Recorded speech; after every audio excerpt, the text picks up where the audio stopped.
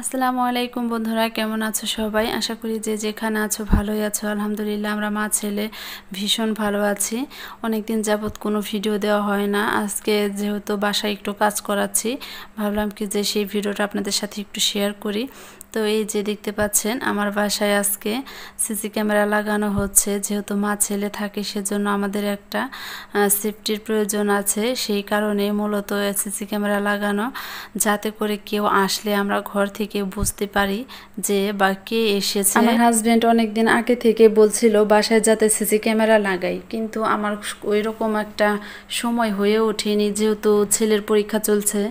এখনও ছেলের পরীক্ষা চলাকালীনই কাজটা কমপ্লিট করলাম। এই ক্যামেরাগুলো লাগাতে আমার প্রায় অনেক টাকায় খরচ হয়ে যাচ্ছে। তো জানি না আমার কাছ থেকে তারা দামটা কি বেশি রাখলো না কম রাখলো, সেটা একমাত্র আল্লাহ পাকই জানে। যাই হোক, হার জিত তো মানুষের জন্যই, আর আমি একজন মেয়ে মানুষ হয়ে যতটুকু করতে পারছি এটাই আলহামদুলিল্লাহ। এরকম কাজই কজনে করতে পারে। তো এই যে এক সাইডে ক্যামেরা লাগানো শেষ, তারা আর এক সাইডে গিয়ে ক্যামেরা লাগাচ্ছে। তো এই ক্যামেরাটা একদমই আমার কেচি গেটের সামনে দেব, যাতে করে এখানে কেউ দাঁড়ালে বা কেউ আসলে একদমই তার ফেসটা মানে পুরোপুরি বোঝা যায়। সেই কারণে এই ক্যামেরাটা আমি গেটের সামনে দেব। একটা কথা শেয়ার করি, আপনাদের জীবন কখনোই ভাগ্যের ওপর ছেড়ে দিবেন না।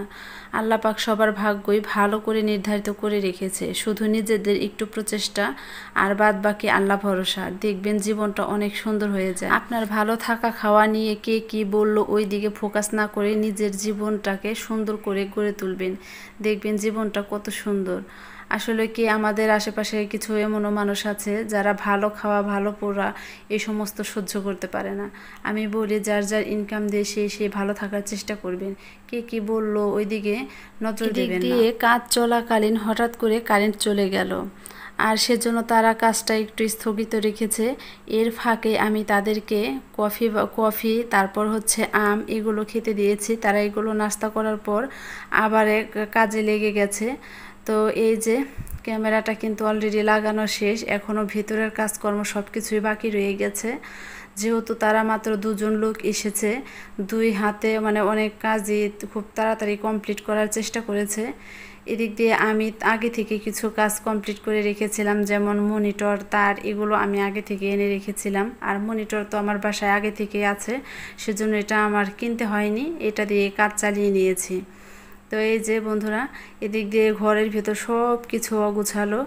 এই যে আর এই সেলফটা দেখতে পাচ্ছেন, এই সেলফটার মধ্যেই হচ্ছে আমি ডিবিআর রাখবো, যাতে করে এটা ওয়ালে সাজিয়ে রাখা যায়।